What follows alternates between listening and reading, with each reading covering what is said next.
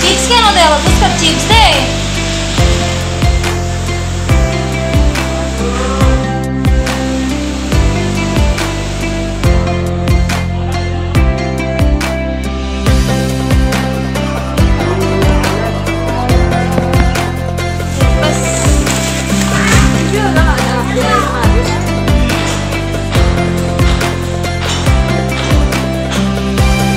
হেই viewers, আসসালামু আলাইকুম সুপ্রিয় দর্শক। আশা করি আপনারা দেশ বিদেশের বাইরে ভালো আছেন।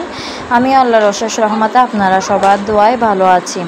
যে যেখান থেকেই দেখছেন না কেন আপনাদের সবাইকে অসংখ্য ধন্যবাদ। নতুন একটা ভিডিও নিয়ে চলে আসলাম, আবারও হাজির হয়ে গেলাম। তবু দেরি হয়ে গেল ঈদের ব্লগ। আসলে ভিডিওই খুঁজে পাচ্ছিলাম না, মোবাইলে যেহেতু সমস্যা হয়েছে আমার, আর অনেক দিন প্রায় এক সপ্তাহ হয়ে গেছে। তো ঈদের টুকিটাকি কিছু ভিডিও করেছি, এগুলোই শেয়ার করব, বেশি সময় নেব না। আর আশা রাখতে পারি ডোগার মাধ্যমে লাইক দিয়ে দেবেন আর শেয়ার করে দেবেন, ভালো লাগলে আত্মীয় স্বজনদের কাছে, সবার কাছে। তো এটা হলো ঈদের 2 দিন আগে, 2 দিন বা 1 দিন আগে, যেদিন আমরা চালের রুটি বানাই। আমাদের গ্রামে চালের রুটি বানাতে হয় সমাজের জন্য, ফাতিয়ার জন্য। আসলে সব ডিস্ট্রিক্টে তো সেম না, মানে অনেকটাতেই বেশ কম আছে। কেউ পুরি বানায়, কেউ সেমাই বানায় ঈদের মতন। তো আমাদের এখানে চালের রুটি বানানো হয়। আমি প্রায় ব্লগে দেখি অন্যরা পোলাও বানায়, বিরিয়ানি বানায়, অনেক কিছু বানায় থাকে, কিন্তু আমাদের চালের রুটিটা বিখ্যাত। তো আমাদের ডিস্ট্রিক্ট চট্টগ্রামে প্রায় 400 থেকে 500 পর্যন্ত চালের রুটি বানানো হয় 1 দিন আগে থেকে। তো সেদিন দুপুরবেলা নাস্তা ফুচকা বানাইছিলাম, ঘরে বানানো সব কিছু, শুধু ফুচকার প্যাকেটটা কিনে আনা হয়েছে। তো ওইদিকে দেখতেছেন প্রিপারেশন নিয়েছি চালের রুটি বানানো। একজনে পুরে দিলে কেউ মেখে দেবে, এখানে অনেকটা থালা বাটি হয়েছে। তবে আমাদের হেল্পার হ্যান্ডও ছিল, হেল্পারও ছিল করে অন্য কিছু করতেছে, যেহেতু কুরবানির দিনে সবগুলো করানো যাবে না। পেঁয়াজ, রসুন, আদা বাটা সবগুলো একদিন আগে করানো যায়। রুটিগুলো প্রায় এখানে 500, 350, 400 হয়ে গেছে অলমোস্ট, আরও বানা হচ্ছে। আমি পুরি সবসময় মানে চুলাতে পুড়তে হয়, এটা অনেক কষ্টের আগুনে। তবে এখন কি বলবো, সবাই তো সেম না। দেখতে গেলে কুরবানি দিন, আমাদের কুরবানি ঈদেরটা অনেক মানে কষ্টের যায় গৃহিণীদের জন্য বিশেষ করে।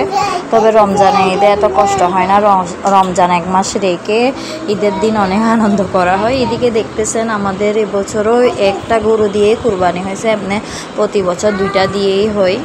তো এবার একটা গরু দিয়ে হচ্ছে ঝামেলা, একটা দিয়ে গরু দিয়ে হওয়ার কুরবানি। কারণটা হলো ঝামেলাটা কম হয়েছে আমাদের, দ্রুত কাজ শেষ হয়ে গেছে। পারিবারিক সবারই কাজ থাকে বেশ আর কম, কিন্তু গৃহিণীদের একটু বেশি থাকে। কষায় কেটে দিলে গৃহিণীদের গুছাতে হয়, রান্না করতে হয় বিভিন্ন ধরনের। এখানে জাস্ট আমরা কুরবানি গরু রান্নাই করছি না, রান্নাও করেছি প্রায় 40 কেজি থেকে 50 কেজি। এবারে বেশি রান্না করা হয়েছে, যেহেতু আমার নতুন ননদের বিয়ে হয়েছে, তো এখানেও পাঠাতে হবে। প্রথম বছর তো এখানে বেশ করেই দিতে হয়। তো এখানে কাটাকাটি চলতেছে, কষাইরা কেটে দিচ্ছে। তারপরে এদিকে আবার পরোটা বরহানিও আনা হয়েছে। এদিকে আমরা চাউলের রুটি ঘুরে রেখেছে গতকাল রাতে, সবগুলা মানে ভাজ করে রেখেছে যাতে আজকে কষ্ট না হয় সমাজে দিতে, আত্মীয় স্বজনকে। এগুলো আমার ননদের জন্য বাঁধা হয়েছে, যেহেতু আমার ননসহ 2টা আছে, ওনাদেরকেও দেবে। আল্লাহর রহমতে দ্রুত মানে কুরবানি কাজ এবার শেষ হয়ে গেছে। এমনিতে রাত 12টাও বেজে যায় গুছাতে, যেহেতু 2টা গরু তাকে অনেক কষ্টই হয়। তারপরের দিনে আমি তারপরের দিনেই বাপের বাড়ি চলে আসলাম। অবশ্যই এরকম কোনো বাড়ি হয় না, এবার প্রথম হয়েছে। আর এখানে প্রথম থেকে একটু ভিউ দেখাচ্ছি, আমাদের ঘরের যে কাজ চলতেছে, তো একটু করে ভিউ দেখাচ্ছি। এটা আমাদের দেখতে গেলে মানে কাজটা প্রায় শেষ হয়ে গেছে। আমি একদম ফুল ফর্ম থেকে ভিডিওটা দেব, আসলে এটা আমি অর্ধেক থেকে শেয়ার করতেছি। আমি ঈদের কুরবানিটা করে তারপরের দিনেই মানে চলে গিয়েছি বাপের বাড়িতে। তো ভিডিও তো বড় না হওয়ার জন্য আমি অল্প অল্প করেই শেয়ার করেছি, আর কুরবানির ভিডিও এত বেশি করাও হয় নাই।